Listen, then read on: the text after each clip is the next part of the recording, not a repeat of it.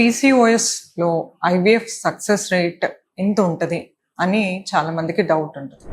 So PCOS సమస్యతో బాధపడుతున్న వాళ్ళలో ఐవీఎఫ్ అనేది ఎవరికి సజెస్ట్ చేస్తాము అని మనం చూసినట్లయితే, ఇప్పుడు simple methods like ovulation induction అంటే టాబ్లెట్స్ ద్వారా కావచ్చు, ఇంజెక్షన్స్ ద్వారా కావచ్చు, ఎవరికైతే ఫాలికల్ అనేది పెరగదో అలాంటి వాళ్ళకి, అండ్ లాప్రోస్కోపీ అనేది జరిగాక కూడా ప్రెగ్నెన్సీ రాకపోవడం ఇలాంటి వాళ్ళకి, అండ్ దీంతో పాటు మనకు మెయిల్ ఫ్యాక్టర్ ఇన్ఫర్టిలిటీ అంటే సెమెన్ అనాలిసిస్ రిలేటెడ్ ఏదైనా అబ్నార్మాలిటీ ఉన్నప్పుడు కూడా, అండ్ ఇవే కాకుండా కొన్ని కండిషన్స్లో multiple cycles of ovulation induction తీసుకున్నాక కూడా ఇంకా ప్రెగ్నెన్సీ రావట్లేదు అన్నప్పుడు అలాంటి కపుల్స్కి మనం పీసీఓఎస్లో ఐవీఎఫ్ అనేది సజెస్ట్ చేస్తాం అన్నమాట.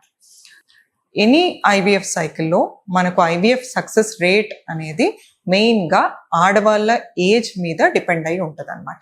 సో పీసీఓఎస్ వాళ్ళలో కూడా మనకు ఐవీఎఫ్ ప్లాన్ చేస్తున్నప్పుడు ఆడవాళ్ళ ఏజ్ ఎంత ఉంది అనే దాన్ని బట్టి మనకు సక్సెస్ రేట్ అనేది ఉండడం జరుగుతుంది అనమాట.